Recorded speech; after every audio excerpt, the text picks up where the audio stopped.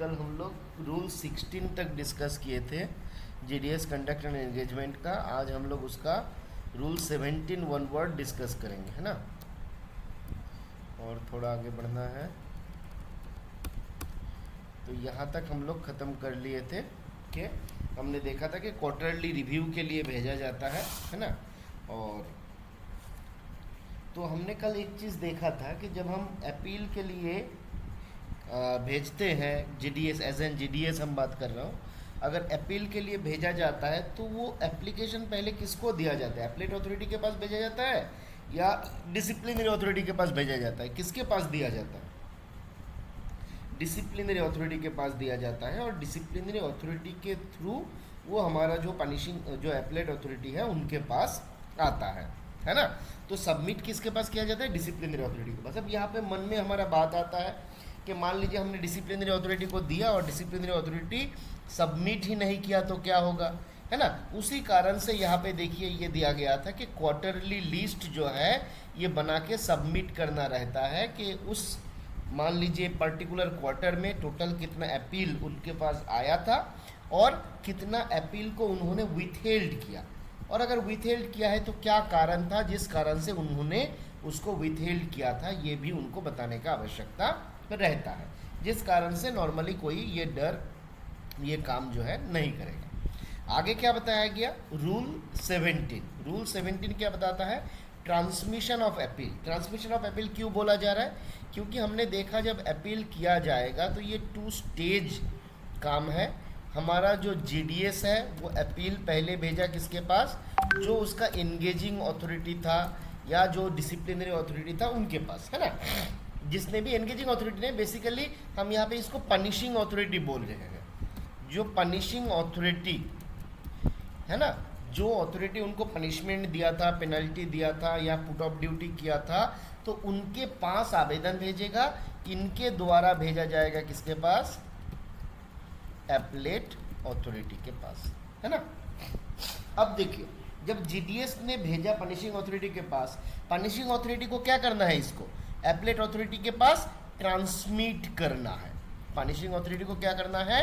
Transmit करना है। अब ये पनिशिंग अथॉरिटी कैसे इसको ट्रांसमिट करेगा उसका प्रोविजन जो है दिया गया है रूल नंबर 17 में। क्या बोला गया? बोला गया on receipt of appeal, on receipt of appeal the authority, ये अथॉरिटी का मतलब कौन है? बोला कि against whose order the appeal was made, जिसके ऑर्डर के अगेंस्ट में अपील किया गया था, यानी कि जो मेरा पनिशिंग अथॉरिटी है ना, जो मेरा पनिशिंग अथॉरिटी है वो क्या करेगा? वो क्या करेगा? विदाउट एनी अवॉइडेबल डिले, कोई भी ऐसा डिले जिसको अवॉइड किया जा सकता है वो उसको नहीं करेगा, है ना। किसी भी तरीके से अगर हम किसी डिले को ना करके रह सकते हैं तो वो डिले हमको नहीं करना है, तुरंत हमको उनको सबमिट करना है, ट्रांसमिट करना है किसके पास? टू द एप्लेट अथॉरिटी, ठीक है। कंडीशन एक यहाँ पे दिया गया, मैंने कंडीशन एक यहाँ पे दिया गया कि अनलेस अगर कोई ऐसा केस है जिसको विथहेल्ड किया गया है अंडर रूल 16 के तहत, अगर किसी केस को विथहेल्ड किया गया तो वो एप्लेट अथॉरिटी के पास नहीं जाएगा। बट जो भी केस आपका विथहेल्ड नहीं हुआ है वो सारा केस को फॉरवर्ड किया जाएगा किसके पास? एप्लेट अथॉरिटी के पास। और ये जो भेजेगा इसके साथ जो हमारा पनिशिंग अथॉरिटी या डिसिप्लिनरी अथॉरिटी था उनको क्या करना रहेगा? बोला जा रहा है together with the comments thereon and relevant record. अब देखिए हमने अपील किया सुपरिटेंडेंट के अगेंस्ट में डीपीएस के पास, तो सुपरिटेंडेंट को वहाँ पे कमेंट देना रहेगा कि किस कारण से, जो पैरावाइज कमेंट रहता है कि किस कारण से उस अपील को, माने वो जो पनिशमेंट उन्होंने दिया था, है ना, और उनका जो ऑर्डर था वो जस्टिफाइड है, उसके अगेंस्ट में उसके पक्ष में उनको कमेंट देना रहेगा। और जो भी सबूत, जो भी रेलिवेंट रिकॉर्ड उनके पास उपलब्ध है, अवेलेबल है, वो सारा उनको ट्रांसमिट करना पड़ेगा किसके पास? एप्लेट अथॉरिटी के पास, है ना। तो पनिशिंग अथॉरिटी यहाँ पे इस एप्लीकेशन को ट्रांसमिट करेगा किसके पास ट्रांसमिट करेगा? एप्लेट ऑथोरिटी के पास। और जब ये ट्रांसमिट करेगा तो ये क्या क्या देगा? तो बोला कि जब ट्रांसमिट करेगा तो उसके साथ वो कमेंट देगा, पैरावाइज कमेंट, जो भी डिफरेंट पॉइंट्स है उसके ऊपर कमेंट्स देगा अपना कि क्यों पनिशमेंट जो है जस्टिफाइड है ना। और साथ में क्या करेगा?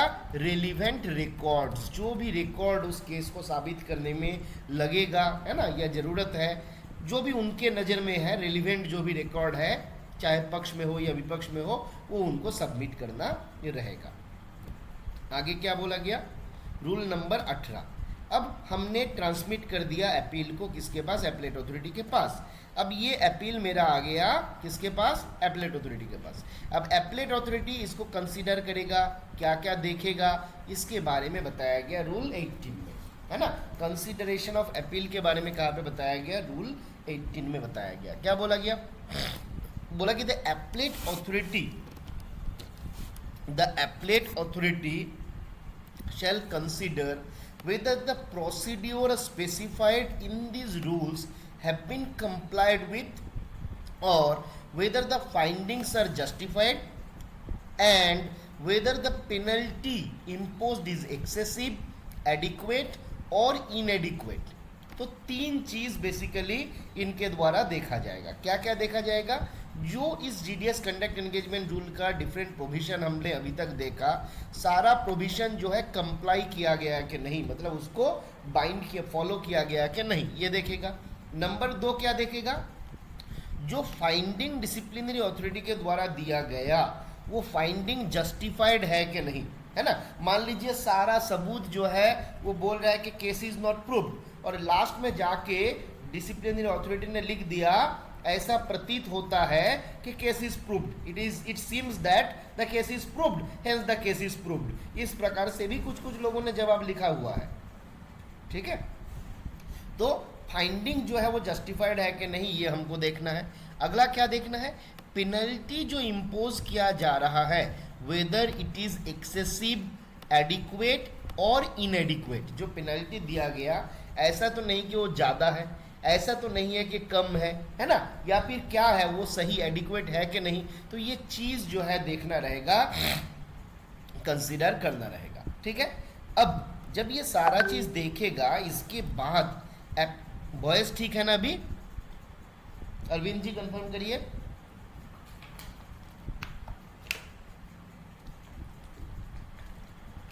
चलिए, तो आगे क्या बोला गया? अब यहाँ पे एप्लेट ऑथोरिटी क्या कर सकता है? तो बोला गया ये 3 काम कर सकता है, 3 नहीं 3-4 काम है। देखिए, फर्स्ट काम है सेट असाइड, जो पेनल्टी दिया गया था उसको सेट असाइड कर सकते हैं। मान लीजिए किसी को आपका सर्विस से रिमूव कर दिया गया, सेट असाइड कर दिया कि भाई नहीं तुम काम करो, है ना। दूसरा क्या कर सकता है? रिड्यूस कर दिया गया। मान लीजिए किसी का 5 साल का इंक्रीमेंट बंद कर दिया गया, वो उसको घटा के 3 साल का कर दिया। या फिर उसको कन्फर्म कर सकता है, या फिर उसको बढ़ा सकता है। तो चारों ऑप्शन है। एक पेनल्टी को नल एंड वॉइड कर देना, सेट असाइड कर देना, दूसरा पेनल्टी को सम एक्सटेंड घटा देना, दूसरा पेनल्टी को कन्फर्म करना, और चौथा आपका इनहेंस कर देना, पेनल्टी को बढ़ा देना, है ना। और अगला प्रोसीड्योर क्या दिया गया? बोला कि remitting the case to the authority who is imposed the penalty or any other authority with such direction as it may deemed fit in the circumstances of the case। अब बहुत सारा केसेस होता है जहाँ पे केस टू केस डिपेंड करते हैं। मान लीजिए कोई ऐसा केस है जहाँ पे जो प्रोसीड्योर है इसको फॉलो नहीं किया गया, प्रॉपर प्रोसीड्योर को फॉलो नहीं किया, रूल को वायोलेट किया गया, तो यहाँ पे दोबारा उस केस को डिनोवो प्रोसीडिंग के लिए भेजा जा सकता है विथ नेसेसरी इंस्ट्रक्शन, है ना। और किसके पास भेजा जा सकता है? जिस अथॉरिटी ने पेनल्टी दिया था उनको भेजा जा सकता है ना।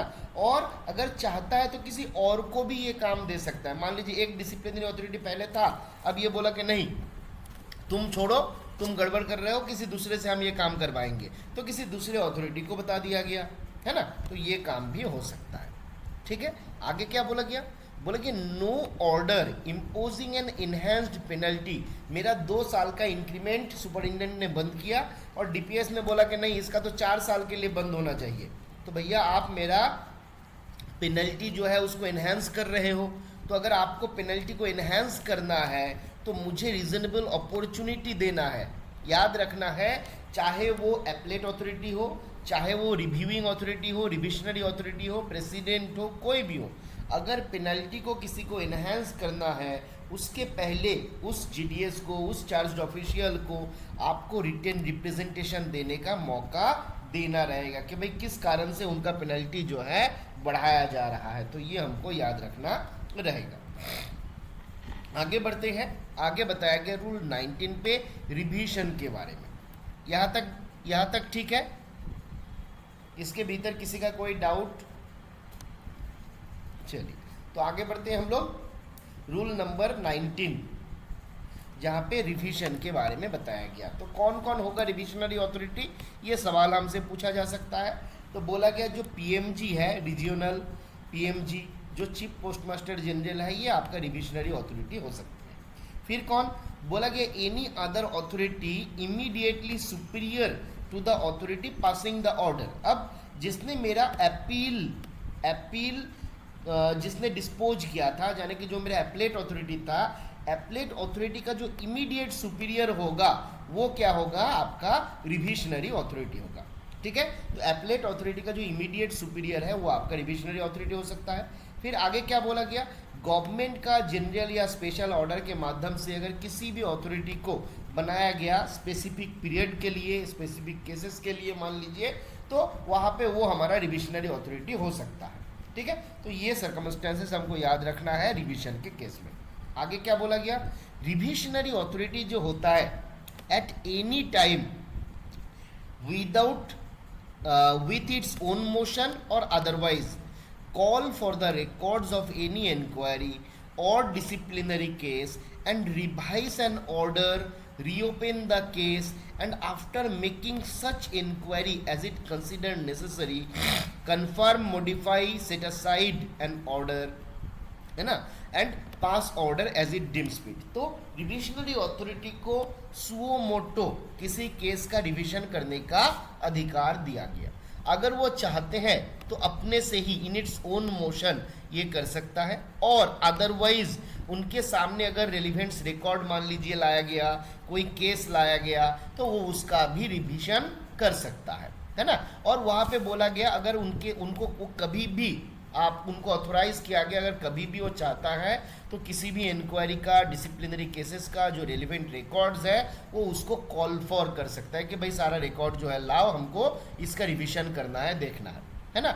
और कोई भी ऑर्डर जो है उसको रिवीजन करने का पावर है, कोई केस अगर क्लोज हो गया उसको रीओपन करने का पावर है ना। तो सारा पावर उनको दिया गया, और उसके बाद वो क्या कर सकते हैं, जो पेनल्टी पहले दिया गया था उसको सेट असाइड कर सकता है, उसको कन्फर्म कर सकता है, उसको मॉडिफाई कर सकता है। अब मॉडिफाई के भीतर पनिशमेंट बढ़ने का भी संभावना है और पनिशमेंट घटने का भी संभावना है, बट याद रखना है अगर बढ़ाना है तो फिर से उनको रिप्रेजेंटेशन देने का मौका देना होगा। बोला कि no such case shall be reopened after expiry of 6 months from the date of the order received। तो नॉर्मल सर्कमस्टेंसेस बोला गया कि कोई भी ऑर्डर जो है रिविजन के लिए ओपन नहीं किया जाएगा आफ्टर 6 मंथ, है ना। 6 महीना ख़त्म होने के बाद जब वो आपका ऑर्डर आ गया था, है ना, अपील के जो डिस्पोजल आ गया था, अगर उसके बाद 6 महीना ख़त्म हो गया तो वो केस जो है कोई भी रीओपन नहीं कर पाएगा। कोई भी के भीतर सब कोई नहीं है, 3 लोग हैं जहाँ पे इसको एक्सेप्ट किया गया। तो जो सेंट्रल हमारा गवर्नमेंट है, यानी कि मिनिस्टर ऑफ कम्युनिकेशन मान लीजिए, हमारा head of circle, head of region, तो ये लोग जो है आपका केस को रीओपन कर सकता है 6 महीने के बाद भी। But other than the government, head of circle, head of region, इन लोगों को अगर हम छोड़ देंगे तो केस रीओपन का पावर किसी के पास नहीं है। ठीक है, यहाँ पे 2 केस दिया गया। नंबर 1, केस को 6 महीने के बाद रीओपन नहीं करना है, और जो केस है, ये जो हमारा केस है, इसको रिवीजन हमको नहीं करना है। कब रिवीजन नहीं करना है? बोला कि before the expiry of time limit of 3 months.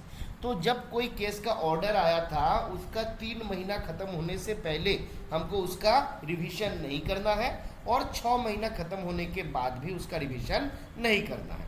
तो ये केस हमारा यहाँ पे दिया गया। ये बिफोर एक्सपायरी ऑफ 3 महीना के देने का कोई कारण है? कि क्यों बोला जा रहा है 3 महीने के पहले आपको रिवीजन नहीं करना है? देखिए सीसीए का प्रोविजन और यहाँ का प्रोविजन ऑलमोस्ट सेम है, टाइम फ्रेम वगैरह अलग है, बट कंसेप्ट जो है ऑलमोस्ट सेम है। ठीक है, 3 महीना क्यों दिया गया था? क्योंकि अपील का डिस्पोजल का टाइम कितना था बताइए?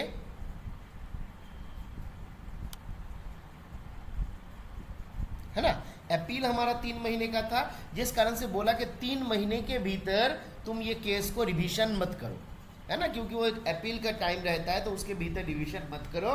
3 महीना खत्म होने के बाद आप रिवाइज कर सकते हो, बट 6 महीने के बाद जब हमारे पास डिस्पोजल आता है उसका 6 महीने के बाद रीओपन नहीं होगा, है ना। आगे क्या बोला गया? बोला कि no order enhancing any penalty shall be made by the revisionary authority without giving reasonable opportunity. अगर रीजनेबल अपॉर्चुनिटी यानी कि रिप्रेजेंटेशन देने के लिए नहीं दिया जाएगा तो इनहेंस करने का अधिकार रिविजनरी अथॉरिटी को भी नहीं है। ठीक है, तो हमने अपील देखा, हमने रिवीजन देखा, अब हम लोग रिव्यू देखेंगे। रिव्यू के बारे में कहाँ पे बताया गया? रिव्यू के बारे में बताया गया रूल 20 में। क्या बोला जा रहा है? बोला जा रहा है president at any time either on its own motion और अदरवाइज। जो प्रेसिडेंट है वो सुओमोटो या फिर अगर उनके नोटिस में लाया गया उस केस में क्या कर सकता है? रिव्यू का ऑर्डर पास कर सकता है। अंडर दिस रूल, मतलब रूल 20 के तहत ये ऑर्डर पास कर सकता है और ये अपने ऑर्डर को भी रिव्यू कर सकता है, बट कौन सा ग्राउंड पे? व्हेन एनी न्यू मटेरियल और evidence which could not be produced or was not available at the time of passing order under review, है ना। जो हमारा ऑर्डर पहले इशू हुआ था उस टाइम पे अगर कोई ऐसा मान लीजिए कोई डॉक्यूमेंट था जो उस टाइम पे अवेलेबल नहीं था, तो उस डॉक्यूमेंट को जब लाया जाएगा, नया डॉक्यूमेंट को जब लाया जाएगा तो उसके आधार पे केस को वो कभी भी रिव्यू कर सकता है। इवन उनका अपना डिसीजन रहेगा पहले तो भी वो उसको रिव्यू कर सकता है। ठीक है, बट अपना ऑर्डर को रिव्यू करने के लिए उनको नया एविडेंस का, नया मटेरियल का आवश्यकता है। दूसरे का ऑर्डर को अगर रिव्यू करना है उसके लिए नया मटेरियल का आवश्यकता नहीं है, वो ऐसे ही रिव्यू कर सकता है। बट अगर अपना ऑर्डर को उनको रिव्यू करना है तो उसके लिए उनको कोई ना कोई नया एविडेंस या फिर विटनेस या फिर कोई नया फैक्ट उनका ज़रूरत है, तो ये हमको याद रखना रहेगा। आगे क्या बोला गया? Enhancing of penalty. जब तक रिप्रेजेंटेशन नहीं होगा, रीजनेबल अपॉर्चुनिटी नहीं देंगे, तब तक पेनल्टी को इनहेंस नहीं किया जाएगा। रिव्यू जो है 2 साल के भीतर करना है ना। हमने रिवीजन देखा था, कितने दिन के भीतर करना था बताइए? रिवीजन कितने दिन के भीतर करना था? रिवीजन जो है कितने दिन के भीतर करना था? 6 महीने के भीतर जो है रिवीजन करना था, है ना। रिवीजन जो है 6 महीने के भीतर करना था। अब ये 6 महीने का टाइम फ्रेम आप इस प्रकार से देख सकते हैं कि मान लीजिए अगर अपील किया ही नहीं गया, बहुत लोग आपका सीधा रिवीजन के लिए जाता है ना। तो सीधा रिवीजन के लिए जाना है तो कितने दिन के बाद जाना है बताइए? मान लीजिए किसी ने, डिसिप्लिनरी अथॉरिटी ने कोई ऑर्डर दिया, अब ऑर्डर देने के बाद हमको अपील नहीं करना है, हमको सीधा रिवीजन में जाना है, तो कितने दिन के बाद हमको जाना है? बिल्कुल 3 महीना ख़त्म होने के बाद ही हम जा सकते हैं, उसके पहले हम नहीं जा पाएंगे। और 6 महीना अगर ख़त्म हो जाएगा तो वो हमको अलाउ भी नहीं करेगा। अगर अपील हुआ था तो ये 6 महीने का कैलकुलेशन अपील से होगा, अगर अपील नहीं हुआ था तो पहला जो ऑर्डर था वहाँ से हमारा 6 महीने का कैलकुलेशन होगा। रिव्यू का ऑर्डर बोला गया कि 2 साल के भीतर रिव्यू का हमको प्रेफर करना रहेगा, है ना, रिव्यू को प्रेफर करना रहेगा। और रिव्यू हमारा कौन करता है? तो बोला गया प्रेसिडेंट ऑफ इंडिया करता है। अब प्रेसिडेंट तो सारा केस देख नहीं सकता है, जिस कारण से प्रेसिडेंट ने डिपार्टमेंट ऑफ पोस्ट के लिए ऑथोराइज किया। किसको? बोला गया जो मेंबर पी है और मेंबर ओ है ना, मेंबर पर्सनल और मेंबर ऑपरेशंस जो है, इन लोगों को ऑथोराइज कर दिया कि प्रेसिडेंट के पास जो रिव्यू वाला केस जाएगा, कॉन्डोनेशन सारा जगह पे, देखिए यहाँ पे लिखा नहीं गया, बट सारा जगह पे अगर कंपिटेंट अथॉरिटी चाहता है तो कॉन्डोनेशन का परमिशन है ना, ये आपका सारा जगह पे ही रहता है। और अगर वो चाहता है, रीजनेबल ग्राउंड रहता है तो वो कर सकता है। ठीक है, मैंने हार्ड एंड फास्ट ऐसा नहीं बोला गया, नॉर्मल यहाँ पे नहीं बोला गया। ठीक है, तो मेंबर पी और मेंबर ओ जो है इनको ऑथोराइज किया गया कि प्रेसिडेंट के बिहाफ से रिव्यू करने के लिए। तो आपसे एग्जाम पे सवाल पूछा जा सकता है कि रिव्यू करने के लिए जो ऑथोराइज्ड पर्सन है वो कौन है in connection with department of post. तो आपको याद रखना है मेंबर पी मेंबर ओ जो है पोस्ट ऑफिस के केस में पीओ है ना, तो ये हमारा रिव्यूइंग अथॉरिटी है। ठीक है,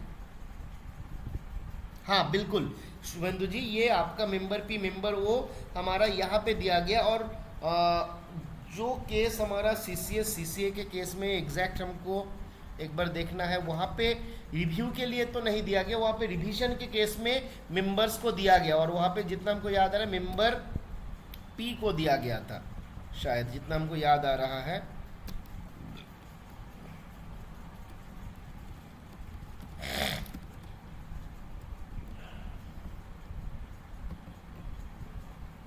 चलिए थोड़ा सा वेट करिए।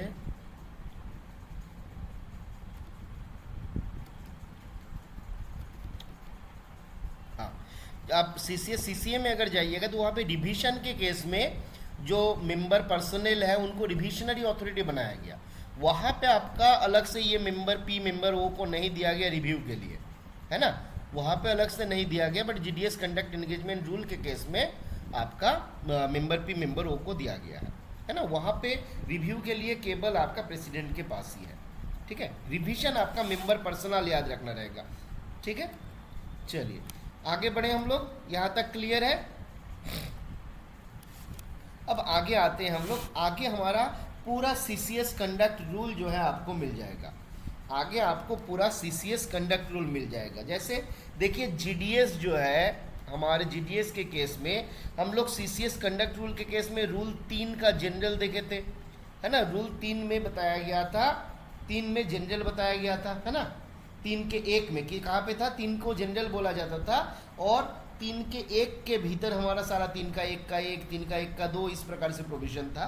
बट यहाँ पे 1 का 1 बोल के नहीं है, बट हमको याद रखना है रूल नंबर 21 जो है, रूल नंबर 21 पे बताया गया वो 3 का 1 वाला जो प्रोविजन है ना। और वहाँ का पहला 3 प्रोविजन ही यहाँ पे लिया गया। क्या क्या, maintain absolute integrity, maintain devotion to duty और do nothing which is unbecoming of government servant, है ना। आपको सुरेश जी म्यूट कर लीजिए भाई। तो ये सुरेश जी प्लीज म्यूट कर लीजिए भाई, देखते लेते हैं एक बार।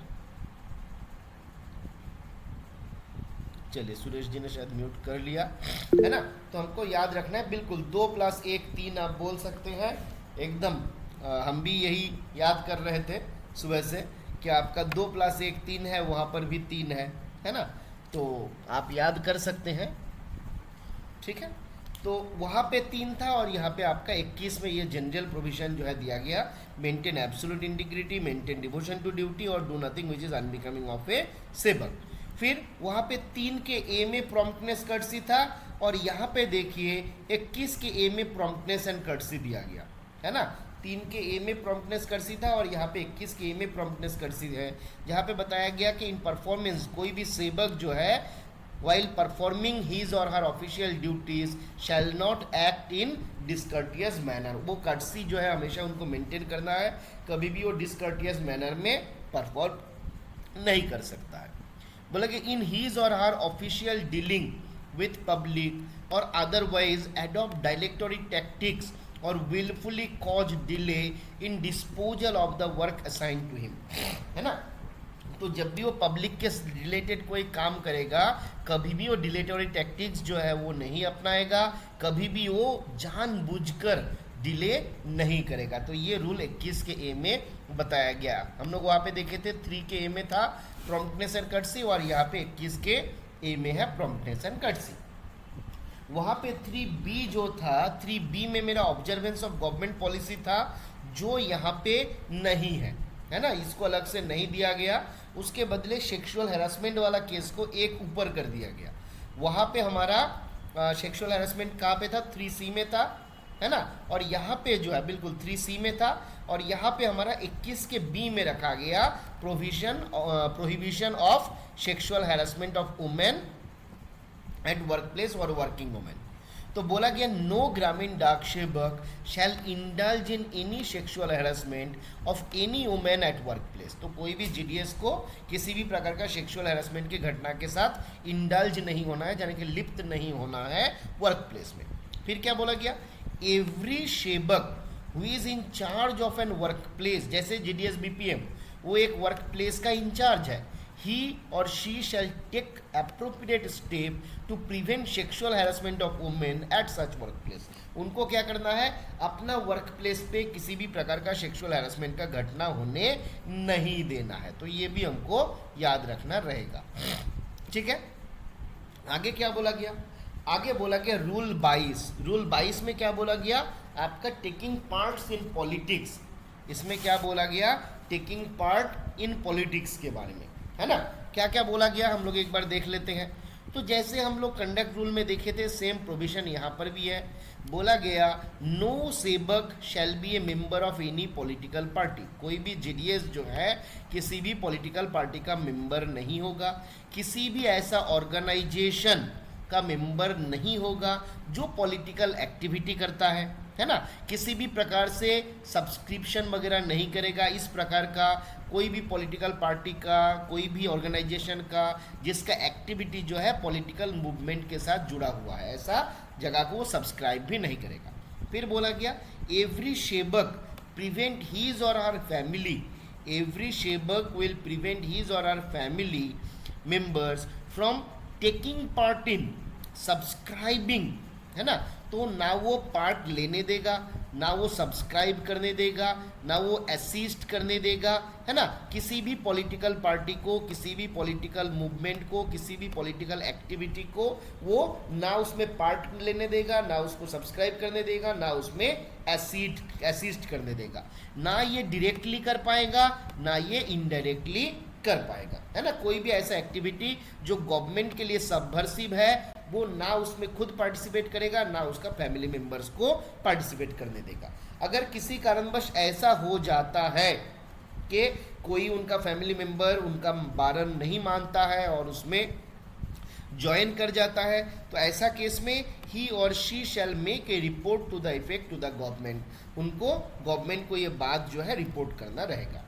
आगे क्या बोला गया, बोला कि नो सेवक सेल कैनवस और अदरवाइज इंटरफेयर विथ और use his or her influence in connection with और टेक पार्ट इन इलेक्शन और एनी लेजिस्लेटिव और लोकल अथॉरिटी। तो कोई भी गवर्नमेंट सर्वेंट क्या नहीं करेगा, कोई भी गवर्नमेंट सर्वेंट किसी भी प्रकार से कैनवासिंग नहीं करेगा, किसी भी मैटर से किसी भी तरीके से इन्फ्लुएंस नहीं करेगा पॉलिटिक्स में, लेजिस्लेटिव या लोकल अथॉरिटी में, वो इलेक्शन में पार्टिसिपेट नहीं करेगा। गवर्नमेंट सर्वे जो हमारा डाक सेवक है वो अपना पर्सनल जो व्हीकल है, रेसिडेंस है, वो सारा जगह पे जो इलेक्ट्रल सिंबल है उसको यूज़ भी नहीं कर पाएगा। वो अपने घर पे, अपने व्हीकल पे, कहीं पे भी किसी भी पॉलिटिकल पार्टी का जो सिंबल वगैरह है वो उसको यूज नहीं कर पाएगा। कहाँ पे बताया गया, इसको 22 में बताया गया, 22 में, है ना। चलिए आगे बताया गया स्ट्राइक के बारे में। स्ट्राइक के बारे में क्या बोला गया, तो बोला कि नो सेवक, ये सारा केस जो है हमारा सीसीएस कंडक्ट रूल वाला ही केस है। बस खाली वहाँ पे आपका सेंट्रल गवर्नमेंट सर्वेंट होता था और उसके बदले यहाँ पे सेवक हो गया। बोला कि no sevak shell resort to और Abbott in any form of strike, coercion or physical duresses in connection with any matters pertaining to his or her condition of engagement or engagement of any other सेवक, है ना।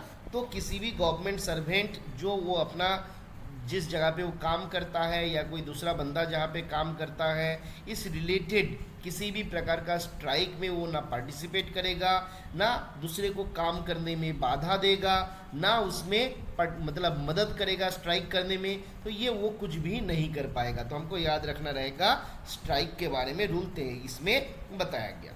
क्या बोला गया, the period of strike will not only result in deduction of TRCA but also break in engagement by issuing show cause notice by the competent authority. अगर कोई भी GDS आपका स्ट्राइक में पार्टिसिपेट करेगा तो उनका टीआरसीए तो हेल्ड अप किया जाएगा ही, और साथ में ब्रेक इन सर्विस जो है वो भी किया जा सकता है after issuing show cause notice by the competent authority. GDS participating in strike during engagement hours shall not be entitled to draw TRCA, DA, bonus, paid leave, है ना। तो वो पर्टिकुलर पीरियड के लिए वो सब आपका अलाउड नहीं है। GDS जो भी स्ट्राइक में पार्टिसिपेट करेगा, है ना, मान लीजिए ऐसा ये हुआ कि वो स्ट्राइक में भी जा रहा है और बोल रहा है कि नहीं हमको उस टाइम पे छुट्टी चाहिए, है ना, वो आपका पेड लीव में जाना चाहता है और वो नो पे में तो रहेगा ही रहेगा, साथ में किसी भी प्रकार का छुट्टी भी उस दिन के लिए अलग से नहीं दिया जाएगा। The strike period shall not be adjusted or regularised by grant of any kind of leave admissible, है ना। वो जैसे हम लोग बात कर रहे थे कि कोई भी प्रकार का लीव के लिए वो आवेदन करेगा, है ना, स्ट्राइक करके, तो वो अभी आपका रेगुलराइज नहीं किया जाएगा अनलेस बहुत ज़्यादा इमरजेंसी सर्कमस्टेंसेस होता है, हॉस्पिटलाइजेशन का केस होता है, वैसा केस को छोड़ के नॉर्मल सर्कमस्टेंसेस पे इसको रेगुलराइज नहीं किया जाएगा। The strike period would not qualify towards engagement period for payment of GDS gratuity severance amount at the time of discharge of engagement. तो जो स्ट्राइक पीरियड रहता है उसको उसके लिए जो GDS ग्रेचुइटी होता है, आपका सीवरेंस अमाउंट होता है, वो सारा भी नहीं दिया जाएगा उस GDS को। Strike period would not qualify towards engagement period for absorption of GDS in MTS post, है ना, which is done on seniority basis. तो आपका MTS पोस्ट के लिए सीनियरिटी बेसिस पे आपका एंगेजमेंट वगैरह के लिए लिया जाता है ना। तो अगर किसी ने स्ट्राइक में पार्टिसिपेट किया तो उस पार्टिकुलर जो पीरियड रहेगा उस पीरियड को भी काउंट नहीं किया जाएगा। LDC का जो एग्ज़ाम होता है उसके लिए भी ये पीरियड को काउंट नहीं किया जाएगा। फिर साथ में क्या बोला गया, in addition to the above action disciplinary action में ऑल्सो भी इनिशिएटेड अगेंस्ट द सेवक। ये जो ऊपर में बोला गया तो होगा ही होगा, इसके साथ भी डिसिप्लिनरी एक्शन भी उस GDS के अगेंस्ट में लिया जा सकता है। ठीक है, देखिए ब्रेक जो है ज्ञानेंद्र जी ऐसा नहीं है, ब्रेक को दो तरीके से लगाया जाता है। एक होता है ब्रेक इन सर्विस, अगर आप बोलिएगा तब तो पूरा प्रीवियस वाला ब्रेक ही हो गया, है ना। अब ब्रेक को कभी कभी अलग तरीके से डील किया जाता है। नॉर्मली उसको ऑर्डर में बताया जाता है कि वो ब्रेक कौन सा पर्पस के लिए माना जाएगा, है ना।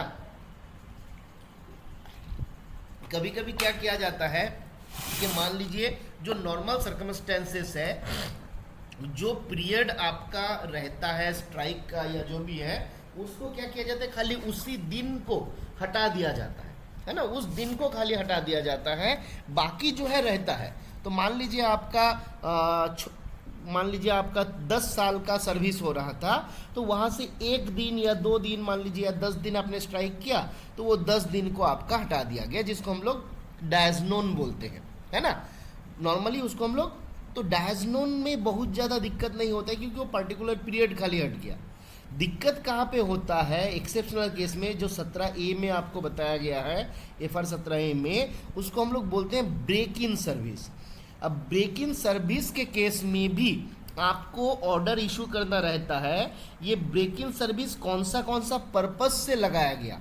जैसे मान लीजिए हो सकता है कि ब्रेक इन सर्विस जो है आपका क्वालिफाइंग सर्विस काउंट हो रहा है, तो उसमें कुछ पार्टिकुलर 2-3 केस है जिसके लिए उसको ब्रेक इन सर्विस माना जाएगा।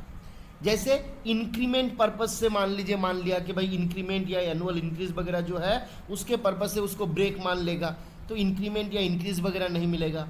कभी होता है कि भाई एग्जामिनेशन पर्पस से मान लेगा, एग्जामिनेशन नहीं दिया जाएगा।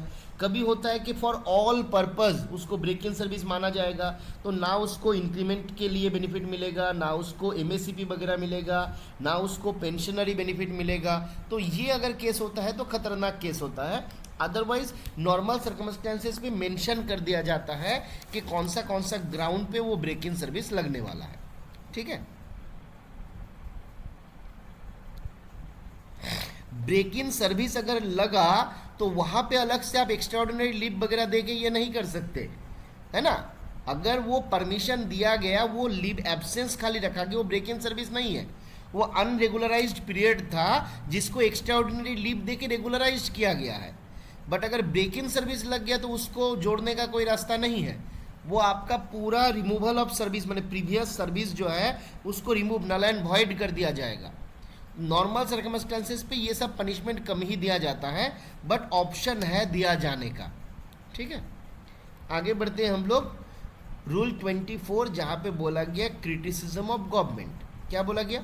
बोला गया no sevak shall in any radio broadcast or any document published in his or her own name anonymously pseudonymously, है ना, or name of any other person in any communication or press or any public utterance make any statement or fact or opinion which has adverse criticism of current policy और action of central government और state government। तो हमने criticism देखा था कि criticism नहीं करना है। सीसीएस कंडक्ट रूल के कौन सा रूल में क्रिटिसिज्म देखा था?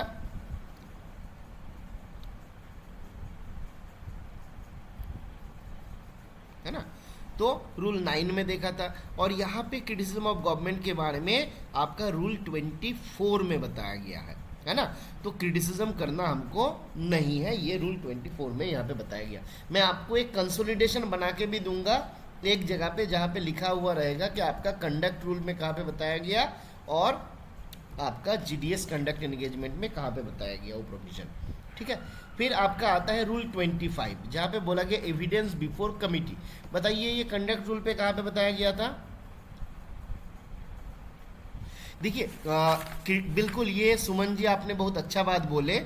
जो ऑफिस बियरर होते हैं, जो ऑफिस बियरर होते हैं उनको परमिट किया गया है, वो ऑथोराइज्ड है कि आपका ऑफिस यूनियन का जो मीटिंग रहता है वहाँ पे उस पॉलिसी के ऊपर वो क्रिटिसाइज कर सकता है ना, मतलब उसके ऊपर आलोचना या चर्चा जो है कर सकता है, उनके लिए आपका बोला हुआ है।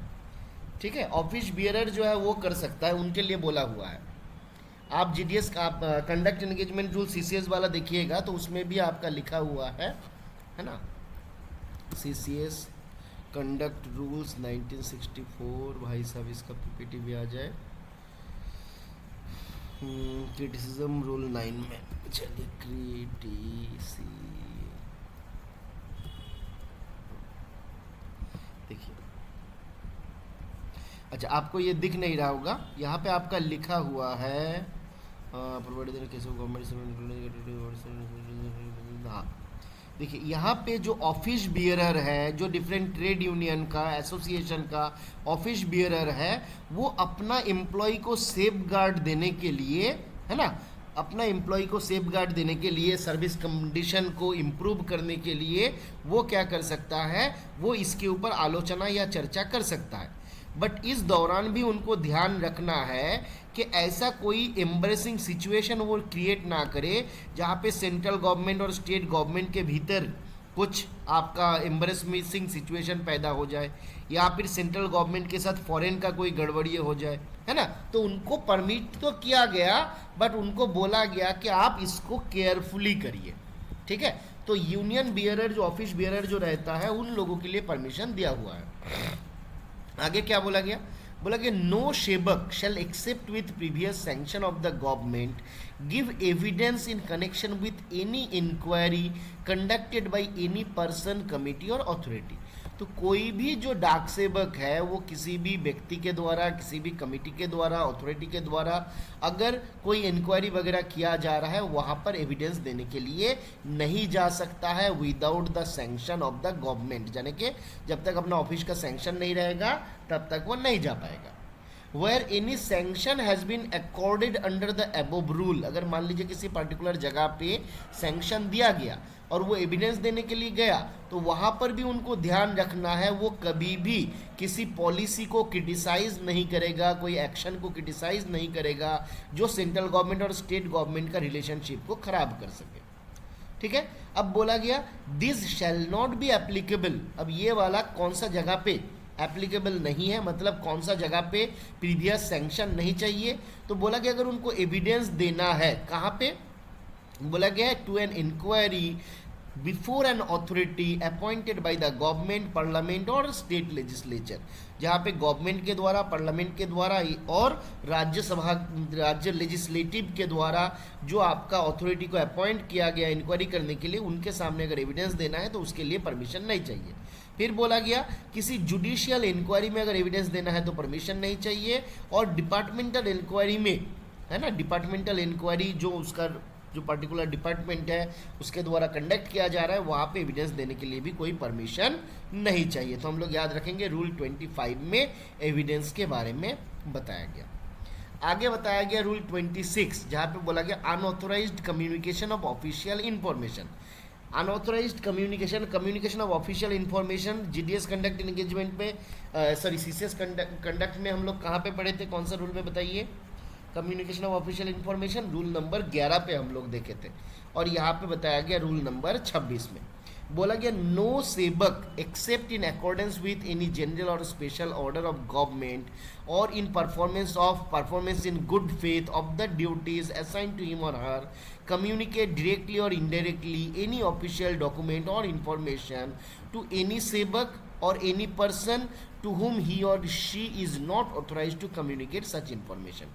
तो बोला गया गवर्नमेंट सर्वेंट जो हमारा ग्रामीण डाक सेवक है, ग्रामीण डाक सेवक अनलेस कोई जनरल और स्पेशल ऑर्डर है उस डॉक्यूमेंट को, उस डेटा को कम्युनिकेट करने के लिए, जब तक ये ऑफिशियल इंफॉर्मेशन नहीं रहेगा, जब तक कोई जनरल और स्पेशल ऑर्डर नहीं रहेगा, है ना, तब तक वो क्या नहीं करेगा, तब तक वो किसी भी प्रकार का क्लासिफाइड इंफॉर्मेशन को कम्युनिकेट नहीं करेगा किसी भी दूसरे सेवक के साथ, किसी भी दूसरा व्यक्ति के साथ। तो ये हमको याद रखना रहेगा, रूल 26 में बताया गया।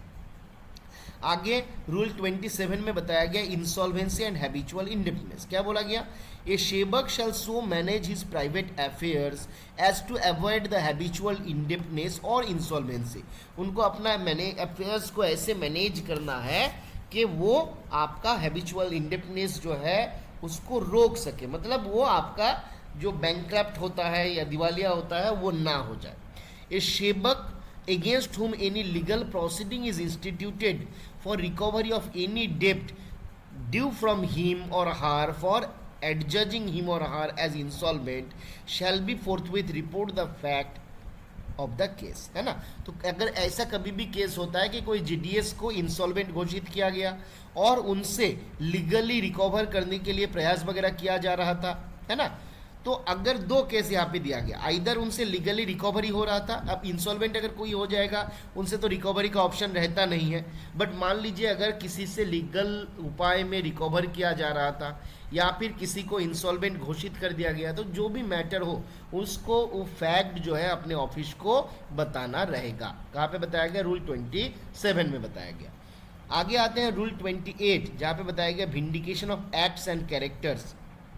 बोला कि no sevak shall except with previous sanction of government have recourse to any court or press for vindication of any act, any official act which he has been subject matter of adverse criticism or an attack of defamatory character, है ना। तो कोई भी GDS जो official कोई duty कर रहा था और वहाँ पे कोई एडवर्स क्रिटिसिज्म उनसे किया गया या फिर कोई आपका डिफेमेटरी कैरेक्टर का उनको अटैक किया गया, मतलब डिफेम करने वाला कोई बात उनको बोला गया या फिर कुछ किया गया, तो ऐसा जगह पे अगर उनको कोर्ट में जाना है, प्रेस में जाना है, तो उसके लिए पहले उनको गवर्नमेंट का परमिशन लेना है, उसके बाद ही जाना है। जब तक गवर्नमेंट का परमिशन नहीं रहेगा तब तक वो नहीं जा पाएगा। अब क्या बोला गया? Provided that this rule shall not prohibit any सेवक from विंडिकेटिंग his or her private character.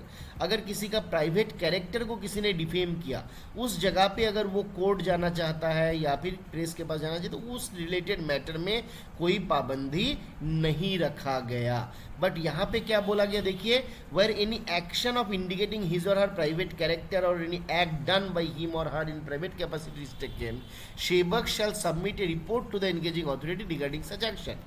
But मान लीजिए आपको बोला गया कि चलो आपको कोई पाबंदी नहीं है, आप कोर्ट जा सकते हो, आप प्रेस के पास जा सकते हो, बट अगर आप ऐसा करते हो उसका डिटेल्स जो है आपको अपना एंगेजिंग अथॉरिटी को बताना रहेगा, है ना, कि कौन सा केस में आप कोर्ट गए। अगला है रूल 29, जहाँ पे बोला गया कैनवसिंग ऑफ नॉन ऑफिशियल और अदर आउटसाइड इन्फ्लुएंस, है ना। इसके बारे में हम लोग कौन सा रूल पे देखे थे, कंडक्ट रूल का बताइए फटाफट से। 20 में नहीं देखे थे, canvassing of non official outside influence, बिल्कुल इसको रूल 20 में देखे थे परितोष जी। 19 में क्या देखे थे बताइए, 19 में हम लोग क्या देखे थे, 19 में हम लोग देखे थे vindication of act and character, जिसको यहाँ पे 28 में बताया गया, ठीक है। चलिए अब यहाँ पे कैनवसिंग में क्या क्या बोला गया, तो सेम चीज जो वहाँ पे था कि no sevak shall bring or attempt to bring any political or other outside influence to bear upon any superior authority to further his or her interest in respect of matters pertaining to her engagement, है ना। तो कोई भी government, जो हमारा government का ग्रामीण डाक सेवक है ना, वो क्या नहीं करेगा, वो अटेम्प्ट भी नहीं करेगा किसी पॉलिटिकल और आउटसाइड इन्फ्लुएंस लाने के लिए अपना एंगेजमेंट रिलेटेड मैटर के लिए, है ना। एंगेजमेंट रिलेटेड मैटर हो, पनिशमेंट रिलेटेड मैटर हो, चाहे जो भी हो, उसके लिए वो अपना इंटरेस्ट को फर्दर भेज करने के लिए किसी भी पॉलिटिकल और आउटसाइड इन्फ्लुएंस को वो नहीं लाएगा। आगे रूल 29A क्या बोला गया, prohibition regarding engaging any business detrimental to the business of post office IPPB.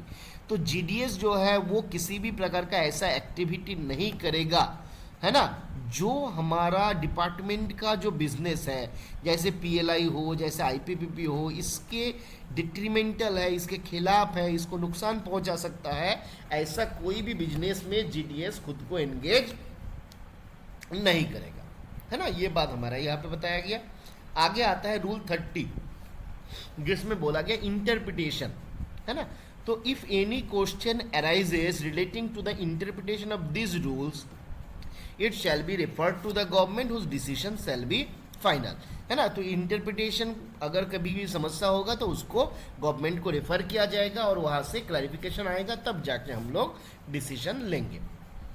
31 में बताया गया delegation of power. Delegation of power में क्या बोला गया, the government may by general or special order direct that any power exercisable by it under this rule shall be in subject to condition, है ना, by specified rule exercisable by such officer and authority, है ना, as may be ordered, है ना। तो जैसे हमने क्या देखा था, डेलीगेशन ऑफ पावर का एक एग्जाम्पल हम लोग देखे थे कहाँ पे, जब हमने देखा था रिव्यू के बारे में, है ना। रिव्यू के बारे में कौन सा रूल पे बताया गया था, एक बार बताइए फटाफट से। रिव्यू के बारे में कौन सा रूल पे बताया गया था, रूल नंबर कहाँ पे था, अरे 29A में तो सीसीए का था, जीडीएस कंडक्ट एंगेजमेंट का कहाँ पे था, 20 में था, है ना, क्योंकि 21 में हमारा ये आ गया था, जनरल वाला आ गया था, तो उसके पहले हमारा रिव्यू था 20 में। तो वहाँ पे क्या पावर देखिए, प्रेसिडेंट का पावर किसको आपका डेलीगेट किया गया था, प्रेसिडेंट का पावर जो है उसको हमने मेंबर पी को या मेंबर ओ को डेलीगेट किया था, है ना। तो ये होता है हमारा डेलीगेशन ऑफ पावर। तो ये हमारा बताया गया है रूल 31 में, ठीक है। तो यहाँ तक हमारा ये जीडीएस कंडक्ट एंगेजमेंट वाला ख़त्म होगा, बट इसके पहले हम लोग एक काम करते हैं, अभी जो रूल हमने अभी अभी देखा है उसको हम लोगों को एक बार समराइज करना है और एक बार उसको याद भी करने का प्रयास करना है। तो थोड़ा सा 1 मिनट का समय दीजिए देवी और सजनों, हम एक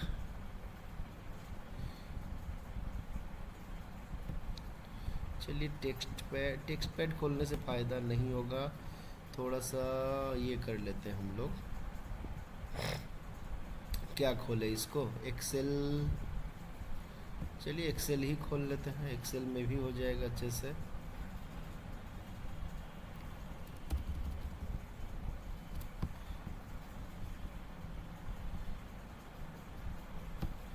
तो हम लोग यहाँ पे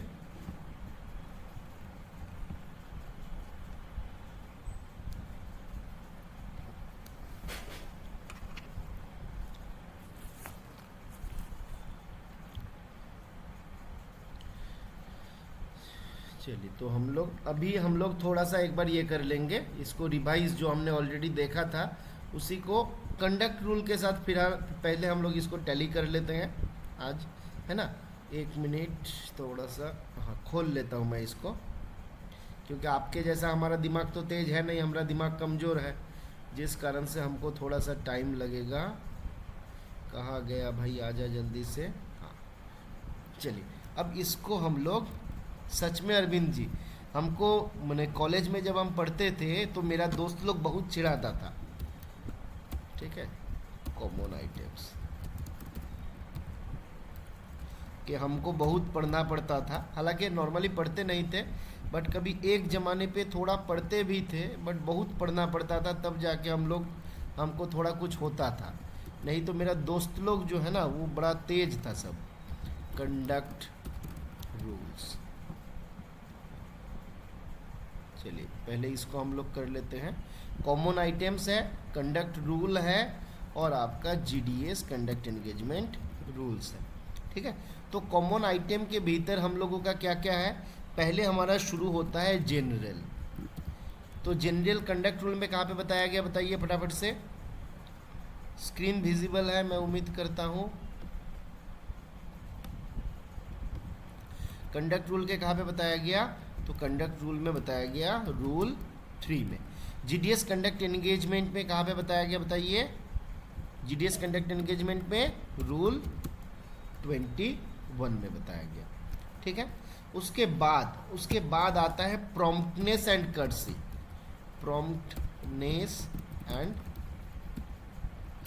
कर्टसी ये कहाँ पे बताया गया था, रूल 3A में बताया गया था। जीडीएस कंडक्ट एंगेजमेंट में कहाँ पे बताया गया, चलिए थोड़ा सा लंबा कर लेते हैं हम लोग इसको। अरे कहाँ गया भाई,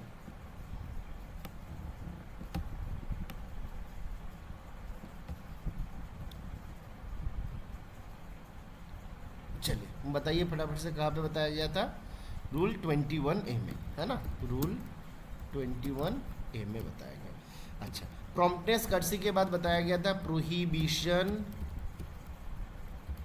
ऑफ सेक्सुअल हैरेसमेंट,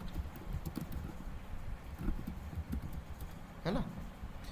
चलिए इसको छोटा कर लेते हैं, इसको हम लोग खाली सेक्सुअल हैरेसमेंट याद रखते हैं। कहाँ पे बताया गया था, रूल 3C में। इसको कहाँ पे बताया गया, रूल 21 का बी में, है ना। इसको बताया गया कहाँ पे, रूल 21 का बी में। मेरे साथ आप लोग भी याद करिएगा तो अच्छा रहेगा, ठीक है। आगे बताया गया क्या, हाँ अरविंद जी म्यूट कर लीजिए भाई। सेक्सुअल हैरेसमेंट हो गया, इसके बाद क्या है, पॉलिटिक्स। इसके बाद बताया गया था पॉलिटिक्स, मतलब taking part in politics, taking part in politics. इसके बारे में कहाँ पे बताया गया था, रूल कौन सा था, हम लोग याद किए थे, रूल पॉलिटिक्स, रूल 5 है ना, पॉलिटिक्स के पास नहीं जाना है। और यहाँ पे बोला गया है रूल 22 में, है ना, पॉलिटिक्स आपका रूल 22 में बताया गया, मैंने पॉलिटिक्स छोड़ दो, याद रखना है, पॉलिटिक्स छोड़ दो, है ना, इसलिए 2 बार 2 दिया गया, 2-2। चलिए, तो अगला पॉलिटिक्स के बाद हमने क्या देखा था, वहाँ पे पॉलिटिक्स के बाद देखे थे स्ट्राइक, है ना, पॉलिटिक्स के बाद देखे थे स्ट्राइक। स्ट्राइक के बारे में कहाँ पे बताया गया था, स्ट्राइक रूल 7 में बताया गया था। और ये कहाँ पे बताया गया है, तो यहाँ पे ना आप थोड़ा सा देख सकते हैं, यहाँ पे एडिशन अगर हम करें, एडिशन, तो 3 के बाद यहाँ पे 18 ऐड हुआ था। हालांकि बहुत ज़्यादा ये काम का नहीं है, है ना, तो ये भी 18 था। यहाँ पे देखिए 5 के बाद 17 ऐड हुआ है ना। फिर आपका स्ट्राइक 7 में था, 7 में देखिए 16 ऐड हुआ है ना। तो यहाँ पे 18 ऐड हुआ था, ये आपका तीनों जो है 18, ये भी 18, क्योंकि 3 रूल वाला था। तो 5 में आपका 17 ऐड हुआ। फिर आपका रूल 7 में आइए, तो स्ट्राइक 7 में था, 16 और 7 कितना होता है, 23। तो रूल 23 में देखिए स्ट्राइक के बारे में बताया गया, ठीक है। आगे क्या हुआ, आगे बताया गया आपका criticism of government, criticism of government. तो क्रिटिसिज्म ऑफ गवर्नमेंट करना नहीं है, कहाँ पे बताया गया था, रूल 9 में बताया गया था। यहाँ पे कहाँ पे बताया गया, बताइए, रूल 24 में बताया गया। तो इसमें देखिए 15, तो ये आप देख सकते हैं 15, 16, 17, 18 इस तरीके से हमारा गया है, यहाँ तक तो गया है, मिलता है, उसके बाद थोड़ा बहुत चेंज भी होता है। क्रिटिसिज्म ऑफ गवर्नमेंट के बाद था evidence before committee, evidence before committee, है ना। एविडेंस बिफोर कमिटी वहाँ पे कहाँ पे बताया गया था, रूल 10 में बताया गया था। तो ये भी आपका 15 ही ऐड किया है, इसमें चेंज नहीं हुआ है, इसमें भी 15 ऐड हुआ है, ठीक है। फिर आपका एविडेंस के बाद कहाँ पे आया, इंसॉल्वेंसी, इंसॉल्वेंसी, इंसॉल्वेंसी ये कहाँ पे था, रूल 17 में था, ये था वहाँ पे रूल 17 में। और इसमें यहाँ पे कहाँ पे बताया गया है, रूल, अच्छा एक हम छोड़ दिए हैं, रूल 26 वाला एक है यहाँ पे, हाँ, कम्युनिकेशन ऑफ इंफॉर्मेशन, है ना, unauthorised, unauthorised, authorised communication, unauthorised communication of information. वहाँ पे कहाँ पे बताया गया था अनऑथोराइज्ड इंफॉर्मेशन के बारे में, वहाँ पे 11 में बताया गया था। तो यहाँ पे भी आपका 15 रखा हुआ है, देखिए 11 और 15 26। तो आप यहाँ पे याद कर सकते हैं कि आपका 3 को 15 है, ये भी आपको याद कर सकते हैं, 9 15 24, 10 15 25 और 11 15 26, ठीक है। फिर आपका कहाँ पे बताया गया, अनऑथोराइज्ड वाला हो गया। फिर आपका आ गया इंसॉल्वेंसी, इंसॉल्वेंसी और हैबिचुअल इंडेप्टनेस रूल। इंसॉल्वेंसी कहाँ पे बताया गया था, रूल बताइए कहाँ पे बताया गया था, 17 में। तो यहाँ पे इसको ना 10 अभी थोड़ा चेंज कर दिया एक बार में, 17 और 10 27, क्योंकि यहाँ पे 15 हम ऐड करते तो हमारा बढ़ जाता। यहाँ पे अगर 15 ऐड करते तो कितना हो जाता, 17 के साथ 15 ऐड करने पे कितना होता, 32 हो जाता। बट जीडीएस कंडक्ट एंगेजमेंट में रूल में कितना रूल दिया हुआ है, टोटल 31 रूल दिया हुआ है ना, जिस कारण से इसको 15 ऐड ना करके इसको 10 ऐड किया और 27 में भेज दिया, ठीक है। इंसॉल्वेंसी जो है इसको 27 में भेज दिया। अब उसके बाद तो यहाँ पे हमने ऐड किया 10, उसके बाद इंसॉल्वेंसी के बाद हम आते हैं vindication of act and character, vindication of acts, चलिए यही याद रखते हैं। विंडिकेशन के बारे में कहाँ पे बताया गया था, रूल बताइए 19 पे बताया गया था। तो यहाँ पे हम 10 ऐड किए थे, तो यहाँ पे एक कम ऐड करेंगे, है ना। तो यहाँ पे हमारा आ गया रूल 28, ठीक है। अब देखिए फिर से एक एक घट रहा है।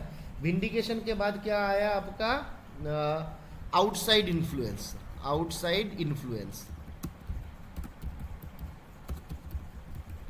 आउटसाइड इन्फ्लुएंस वहाँ पे कहाँ पे बताया गया था, रूल 20 में। हालांकि यहाँ पे भी 9 ही ऐड किया है और यहाँ पे इसको 29 में रखा है ना रूल। अब ये किस कारण से किया है ये तो हम लोग बोल नहीं सकते, बट चलिए क्या करेंगे, जैसे तैसे हम लोगों को इसको याद करना पड़ेगा। और अगर कुछ और हमको अच्छा मिलता है तो हम प्रयास करेंगे आप लोगों को बताने के लिए।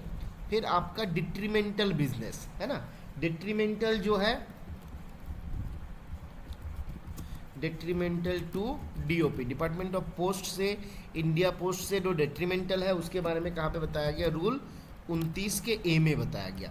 अच्छा बताइए, तो कंडक्ट रूल में कहीं पे हम लोगों को बताया गया था कि जो LIC नहीं करना है, वो कहाँ पे बताया गया था कि फैमिली वाला जो है वो LIC नहीं करेगा, किसी दूसरे प्रकार का काम नहीं करेगा, वो कहाँ पे बताया गया था, जितना हमको याद आ रहा है 15 में हमारा होना चाहिए ना, रूल 15 में हमारा वो बताया गया था। तो ये पूरा डायरेक्ट नहीं है, फिर भी हम मान लेते हैं कि ये हमारा रूल 15 में ये प्रोविज़न दिया गया, जो यहाँ पे रूल 29 के ए में आपका दिया गया है, ठीक है। फिर अगला आता है डिट्रीमेंटल के बाद आपका इंटरप्रिटेशन। इंटरप्रिटेशन जो है वो हमारा रूल 23 में था और ये यहाँ पे रूल आपका 30 में दिया हुआ है ना। तो ये हमारा 8 नहीं घटा है, यहाँ पे आपका 14 हो गया है, तो ये हमारा काम का नहीं है। यहाँ पे हमारा 7 हमारा चेंज हुआ है। इंटरप्रिटेशन के बाद आपका delegation of powers, delegation of powers ये कहाँ पे बताया गया था, रूल 24 में था और यहाँ पे भी रूल 20 ये आपका 31 में है, यहाँ पे भी 7 ऐड किया। अब देखिए यहाँ पे 7 ऐड किया तो ये 2 7 को मिला के यहाँ पे 14 ऐड कर दिया था, है ना। तो आप इस तरीके से भी याद कर सकते हैं। तो बेसिकली बहुत फ़ायदा आपको यहाँ से होने वाला है नहीं, बट मोटा मोटी कुछ कुछ हो सकता है आपको याद रखने में आसान हो। चलिए अभी एक बार हम लोग थोड़ा सा इसको पूरा रिवाइज कर लेते हैं। तो हमारा कॉमन आइटम के भीतर क्या क्या था, तो कॉमन आइटम में था जनरल, जिसके बारे में रूल कहाँ पे बताया गया, रूल 3 में। तो हमारा जीडीएस कंडक्ट एंगेजमेंट में कहाँ पे बताया गया, फटाफट से बताइए। जनरल जो वहाँ पे 3 में था वो यहाँ पे कहाँ पे आ गया, जनरल वाला जो 3 में था वो यहाँ पे 21 में आ गया, है ना। बिल्कुल बिल्कुल, ये इस ग्रुप में मैं सेंड कर दूंगा, इसको नोट के लास्ट में मैं ऐड भी कर दूंगा, इसी कारण से मैं एक्सेल में बनाया हूँ, है ना।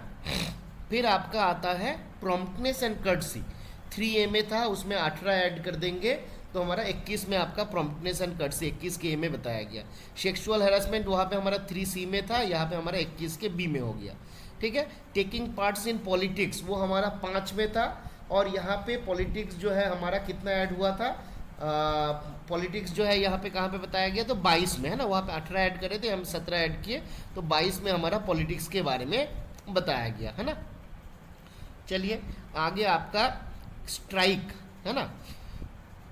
स्ट्राइक के बारे में वहाँ पे 7 में था, तो स्ट्राइक हमारा जो है यहाँ पे 16 ऐड किया गया इसमें, तो हमारा 23 में बताया गया। स्ट्राइक जो है 2-3 केस में स्ट्राइक जो है अलाउड है, अब याद रख लीजिएगा 2-3 केस है जब हम लोग, या फिर ऐसे भी याद रख सकते हैं, स्ट्राइक जो होता है ना 2-3 दिन से ज़्यादा नहीं चलता है।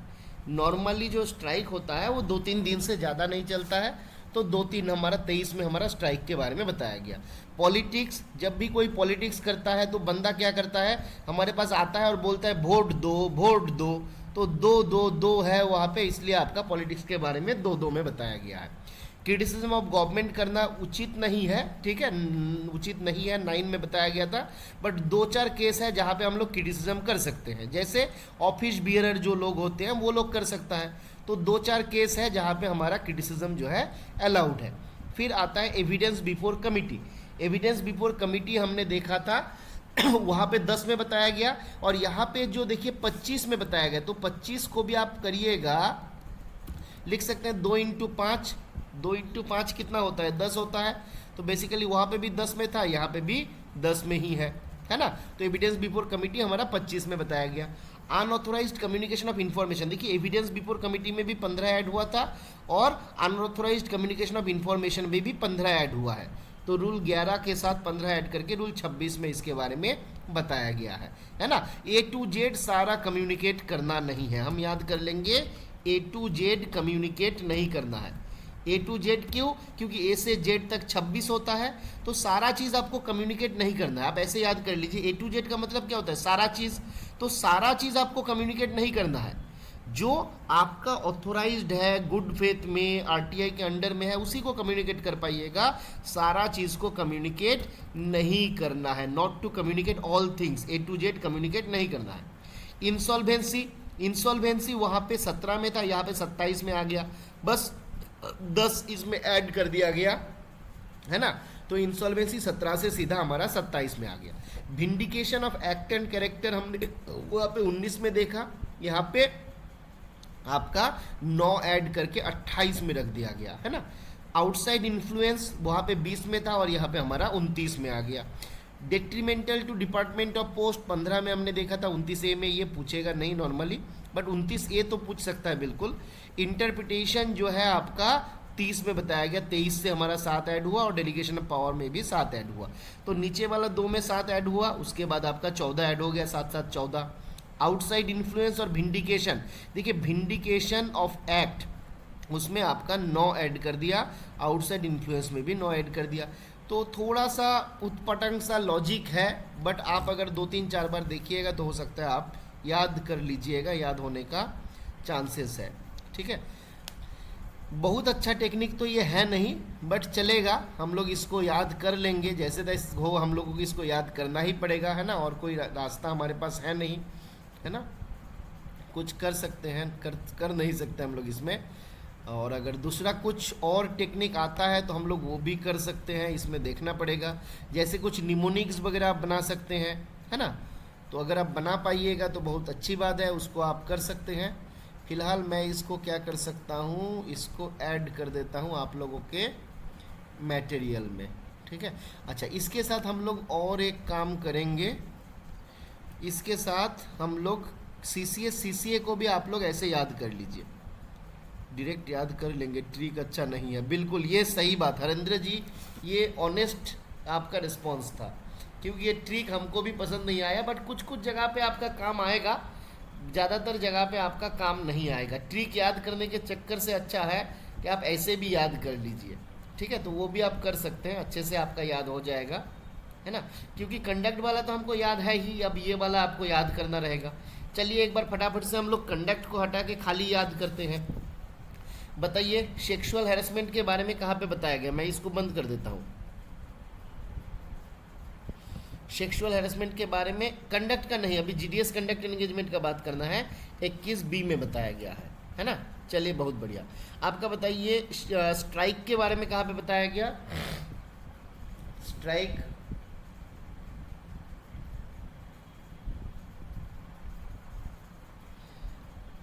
2-3 दिन, वेरी गुड। 23 में आपका स्ट्राइक के बारे में बताया गया।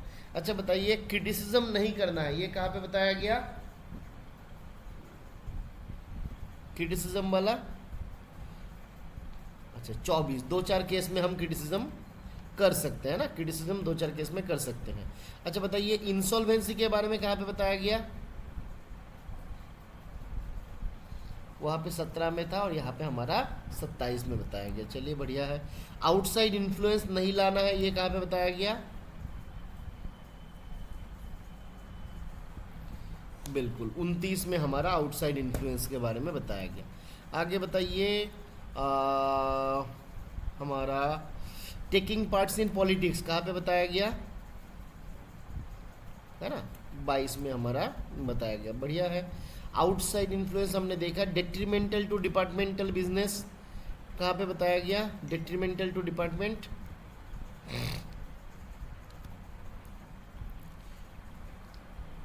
29A में बताया गया है ना। चलिए बहुत बढ़िया है। तो अभी हम लोग आज यहाँ तक ख़त्म करते हैं, ठीक है। और एक बार आप लोग इसको पूरा रिवाइज कर लीजिए।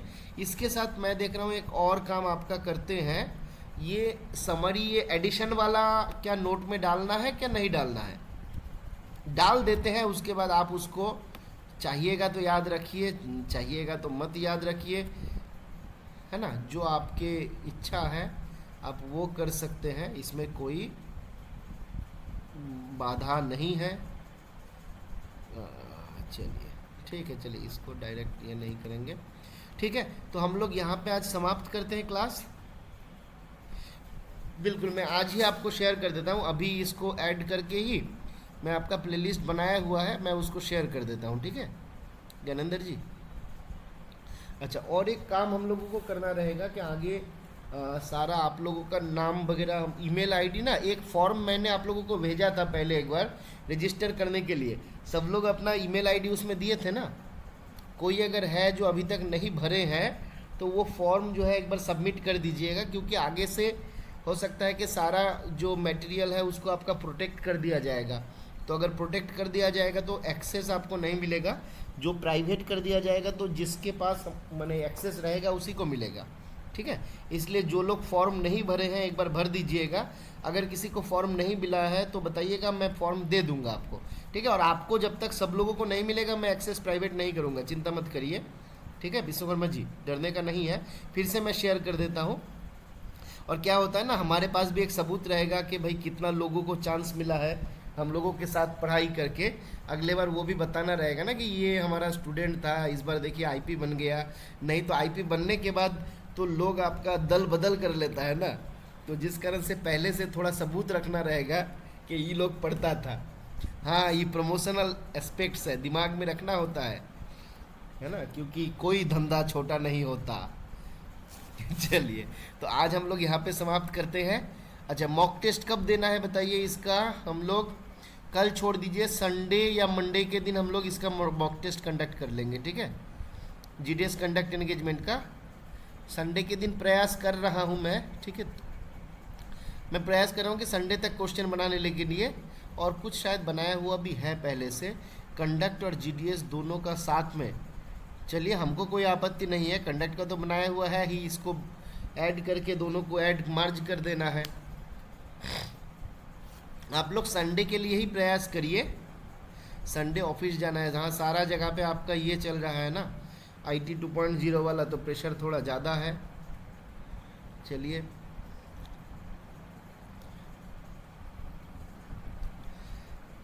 चलिए, तो बेस्ट विशेस आप सबके लिए, अच्छे से पढ़िए, आपका रोल आउट भी अच्छे से हो जाए और उसमें किसी का सैलरी वगैरह ना रुके, बाकी सब कुछ स्मूथली हो।